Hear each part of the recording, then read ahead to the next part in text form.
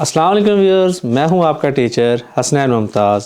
आज मैं आपको बताऊंगा एमएस वर्ड के मेन्यू पेज लेआउट के बारे में। इससे पहले जिन लोगों ने मेरे चैनल को सब्सक्राइब नहीं किया वो सब्सक्राइब करें, फॉलो करें और मज़ीद नोटिफिकेशन के लिए बेल आइकन को क्लिक करना ना भूलें। तो आइए हम चलते हैं अब क्लास की तरफ। तो पेज लेआउट में हमारे पास थीम के हवाले से आएंगी, तो मुख्तलिफ़ किस्म की थीम यहाँ पे पड़ी हुई हैं। ये आप बारी बारी आप इनको चेक भी कर सकते हैं। इसी तरह हमारे पास कलर के हवाले से आएगा, तो ये थीम के कलर वगैरह आप यहाँ से चेंज कर सकते हैं। फॉन्ट के मुख्तलिफ़ किस्म के स्टाइल यहाँ पे पड़े हुए हैं, वो भी आप चेक कर सकते हैं। इसी तरह मुख्तलिफ़ किस्म के इफ़ेक्ट्स भी यहाँ पे हैं। इसके बाद हम आते हैं मार्जिन की तरफ। तो मार्जिन की मुख्तलिफ़ किस्म की टाइप्स यहाँ पे पड़ी हुई हैं, जैसे कि नॉर्मल, नैरो, मॉडरेट, मुदाइफ, मेरिट, इस तरह की मुख्तलिफ़ किस्म की टाइप्स आपके पास पड़ी हुई हैं। तो इनके काम भी मैं आपको बताता हूँ। इसी तरह रोटेशन के हिसाब से जाते हैं तो वहाँ पे पोर्ट्रेट और लैंडस्केप आ जाता है। और साइज़ के हवाले से मुख्तलिफ़ किस्म के साइज़ है, जैसे A4 है।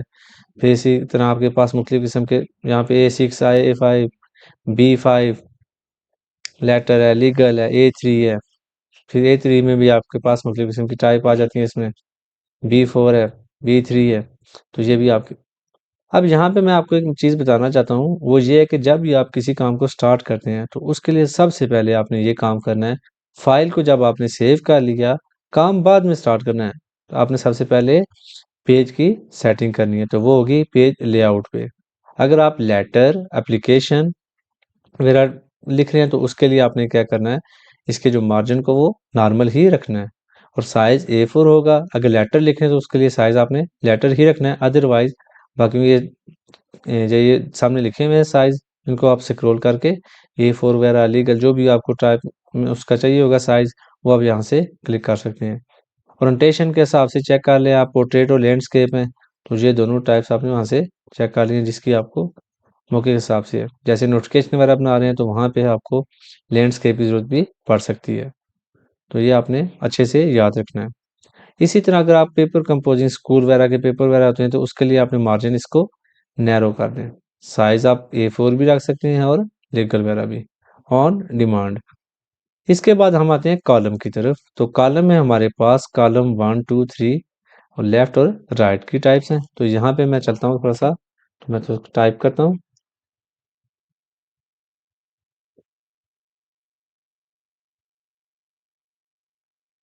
तो ये डेटा मेरे सामने कुछ इस टाइप का आया। तो अब मैंने क्या किया, ये कॉलम 1 की टाइप है। तो यहाँ पे कंट्रोल ए से मैंने सेलेक्ट किया इसको। अब कॉलम 2 के टाइप में आप देख सकते हैं। यहाँ पे मैं थोड़ा सा जूम करता हूँ इसको, तो ये देख लें आपको जैसे पोइम वगैरह लिखी होती हैं, चाहे मुख्तलिफ़ किस्म का डेटा इसका आ जाता है, जिसमें हमने सामने आपका लिखा हो, तो वो आपका आएगा कॉलम 2 पे। अब यहाँ पे हम क्लिक करते हैं, तो अब आते हैं 3 पे, और 3 की भी कंडीशन आप चेक कर सकते हैं। इसके बाद हमारे पास आ जाता है लेफ्ट। तो लेफ्ट में हमारे पास इस टाइप का डेटा शो होगा। इसी तरह राइट पे क्लिक करता हूँ मैं, तो ये राइट का डेटा शो होगा। अब आते हैं हम वाटर मार्क पे। तो वाटर मार्क पे मैंने यहाँ पे क्लिक किया, वाटर मार्क पे कस्टम वाटर मार्क। अब यहाँ पे पिक्चर और एक है टेक्स्ट। तो सबसे पहले हम चलते हैं पिक्चर की तरफ। यहाँ पे सिलेक्ट पिक्चर का आएगा, जैसे कि मैं एक पिक्चर लगाता हूँ यहाँ से, तो यहाँ पे ओके किया। तो ये पिक्चर देखें आपको, जहाँ पे ये माउस में स्क्रॉल कर रहा हूँ, तो आपको नजर आएगा पीछे से इसका शेडो वगैरह बना हुआ है, ये देखें। तो ये हमारा वाटर मार्क है पिक्चर के हिसाब से। अब इसको रिमूव करना हो, तो यहाँ पे क्लिक करेंगे, तो आप देखेंगे इसका शेडो जो वाटर मार्क हुआ था वो खत्म हो चुका है। अब कस्टम रिमार्क पे जाते हैं, फिर दोबारा हम क्या करते हैं, टेक्स्ट वाटर मार्क। अब यहाँ पे टेक्स्ट में हमने लिखा MMBIT लिखा। फॉन्ट को मैंने यहाँ से अपनी मर्जी से चूज करना है। फर्ज करें मैं कोई भी एक फॉन्ट, जैसे कापर ब्लैक में इसको सेलेक्ट कर लेता हूँ। कलर के हिसाब से मैं इसको रेड कर लेता हूँ। साइज आप अपनी मर्जी से भी लगा सकते हैं या ऑटो भी सिलेक्ट कर सकते हैं। लेआउट डायगोनल या हॉरिजॉन्टल होगा, तो अप्लाई मैंने किया, तो आपके सामने है ये कंडीशन। मैं साइज थोड़ा सा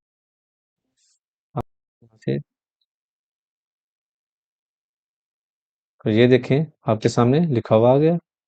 अब यहीं पे क्लिक करता हूँ, कस्टम पे जाता हूँ और अब हॉरिजॉन्टल करता हूँ, ओके किया तो ये देखें, तो ये वाटर मार्क आपके सामने इस टाइप में शो हो गया। अब अगर इसको आपने रिमूव करना है तो आपने रिमूव वाटर मार्क पे क्लिक करनी है। इसके बाद हम आ जाते हैं पेज कलर की तरफ। तो पेज कलर में जो कलर की थीम दी हुई है यहाँ से आप कोई भी एक सिलेक्ट कर सकते हैं। इसी तरह मोर कलर पे जाएंगे तो वहाँ पे आपके पास ये कलर पड़े हुए हैं, या कस्टम पे जाके आप अपनी मर्जी का कलर यहाँ से तैयार कर सकते हैं। जैसे कि मैंने यहाँ पे ये कलर ये सिलेक्ट कर दिया। इसी तरह अगर हमने इसको रिमूव करना है तो नो पेज कलर पे क्लिक करते हैं। फिर हमारे पास आ जाए फिल इफेक्ट्स। अगर आपने कोई कलर दिया हुआ है तो उसके इफेक्ट्स भी होते हैं यहाँ पे, तो उस पे भी मैंने आपको बताना है। तो यहाँ पे क्लिक करते हैं, फिल इफेक्ट्स पे जाते हैं, यहाँ पे उसने वन कलर है, टू कलर या प्रीसेट, तो मैं फिलहाल टू कलर पे जाता हूँ। फर्स्ट कलर मैंने रख लिया ब्लू कर लिया और सेकंड को मैंने रेड कर लिया। तो ये देखें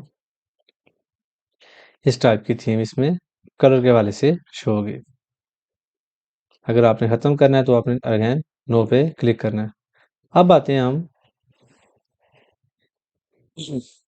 पेज बॉर्डर की तरफ। तो पेज बॉर्डर में मेरे पास बॉर्डर के मुख्तलिफ किस्म के टाइप्स हैं, जिसमें मेरे पास बॉक्स का है, शेडो का है, 3D है और कस्टम है। तो मैंने बॉक्स पे क्लिक किया, यहाँ से इसका कलर मैंने रेड कर लिया, विड्थ इसकी मैंने 6 pt कर ली। आमतौर पे जो विड्थ होती है वो 1 pt, 2 pt या इस तरह के आप मुख्तलिफ किस्म सेट कर सकते हैं। जस्ट मैंने आपको बताने के लिए थोड़ा सा हाईलाइट हो जाए तो उसके लिए मैंने 6 pt कर दिया और मैंने बॉक्स के ऊपर क्लिक किया हुआ है। अब यहाँ पे ओके किया तो जस्ट वो जो डेटा मेरा सेलेक्ट हुआ था उसके ऊपर आ गया।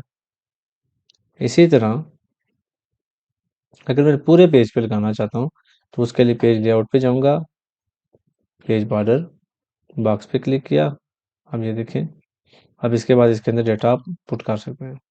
मैं चाहता हूँ पेज बॉर्डर के मुख्तलिफ किस्म के डिज़ाइन भी लगाऊँ, जहाँ जैसे कि आप देख सकते हैं यहाँ पे मुख्तलिफ किस्म के डिज़ाइन। तो मैंने जैसे कि एक जिग जैग है, मैं ये लगाता हूँ, तो उसके लिए मैंने कलर इसका रेड कर लिया, ओके। अब मैं जूम करके भी आपको दिखाता हूँ। तो ये देखें बॉर्डर को, मैं चाहता हूँ मैं और कोई बॉर्डर इसका लगाऊँ, तो उसके लिए मैंने क्या क्लिक किया, यहाँ पे कलर मैंने दे दिया ग्रीन और ओके। तो आप ये देख सकते हैं, अब यहाँ पे भी कलर चेंज हो गया। इसके बाद हमारे पास आ जाएगा आर्ट के हवाले से। जैसे कि यहाँ पे मुख्तलिफ किस्म के आर्ट के डिज़ाइन पड़े हुए हैं, तो वहाँ से मैंने एक डिज़ाइन सेलेक्ट करना है। तो मैंने ये आपके पास स्क्रॉल करते जाएं आप नीचे की तरफ, तो आपको मुख्तलिफ किस्म के डिज़ाइन यहाँ पे मिलेंगे। तो उनमें से मैं एक स्टार वाला है। उसके बाद ये तो हुआ मेरा पेज बॉर्डर के हवाले से। अब चलते हैं हम पोजीशन की तरफ। तो पोजीशन के लिए मैंने सबसे पहले इंसर्ट पे गया, पिक्चर पे गया, यहाँ से पिक्चर सेलेक्ट की, तो ये पिक्चर देखें आपको मूव नहीं हो रही। तो जैसे ही मैं इसको पोजीशन पे क्लिक करूँगा तो ये मूविंग में मेरे लिए काफ़ी सारा आसान कर देगी। अब आते हैं रैप टेक्स्ट की तरफ। तो रैप टेक्स्ट में ये है कि मैंने एक पिक्चर ली। अब ये देखें यहाँ पे कौन सी कंडीशन है इसकी, इन लाइन विद टेक्स्ट। इसी तरह स्क्वायर पे क्लिक करता हूँ तो उसमें क्या है, पिक्चर के अराउंड आपका टेक्स्ट का जो डेटा है वो सारा शो होगा। इसी तरह मैं टाइप पे जाता हूँ, वहाँ पे भी जो है ना साइड पे उसका होगा। फिर इसी तरह थ्रू पे क्लिक किया तो वो भी सेम, जितने आपकी पिक्चर के एरिया है, अगर मैं पिक्चर का एरिया कम करता हूँ तो उस हिसाब से वो सिलेक्शन पे भी असर डालेगा। अब आते हैं हम टॉप पे, तो इसमें जस्ट देखें वो इसके जो साइड वाला एरिया है वो भी इसको डिस्टर्ब करेगा। बिहाइंड द टेक्स्ट, इसमें सबसे बेहतरीन इसकी खूबी ये है कि ये जो है ना आपका डेटा क्रॉप नहीं करेगा और पिक्चर वगैरह भी आप इजीली यहाँ से मूव कर सकते हो। फिर इसके बाद हमारे पास आएगा इन फ्रंट। तो इन फ्रंट में पिक्चर तो आ जाएगी पर नीचे हमारे पास जो डेटा पड़ा हुआ है वो डिस्टर्ब हो जाएगा। तो इसको भी आपने थोड़ा सा अच्छे से देख लेना एक बार, प्रैक्टिस जो आपने लाजमी करनी है। अब आते हैं हम ब्रिंग एंड सेंड बैकवर्ड की तरफ। तो उसके लिए मैं इंसर्ट पे जाता हूँ, शेप्स पे गया, मैंने दो शेप्स ली। जैसे कि मैं एक रेक्टेंगल ले लेता हूँ, इसको मैंने कोई भी एक कलर दे दिया।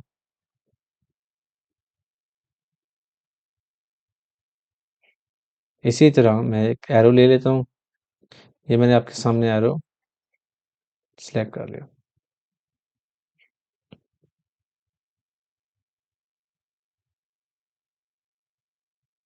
अब यहाँ पे ये देखा जाए तो ये सेंड टू बैक, तो अब ये एरो क्या हुआ, बैक साइड पे चला गया। इसी तरह मैं इसी शेप के ऊपर क्लिक करता हूँ एरो वाली पे, तो अब मैंने क्या ब्रिंग फॉरवर्ड किया तो ये फ्रंट पे आ जाएगा। अब ये मेरे पास पिक्चर पड़ी हुई है तो इसको मैंने क्या किया, ब्रिंग फॉरवर्ड तो ये सामने। अगर इसी पे क्लिक करके मैं ब्रिंग सेंड बैकवर्ड करूँगा तो ये बैक पे चली जाएगी।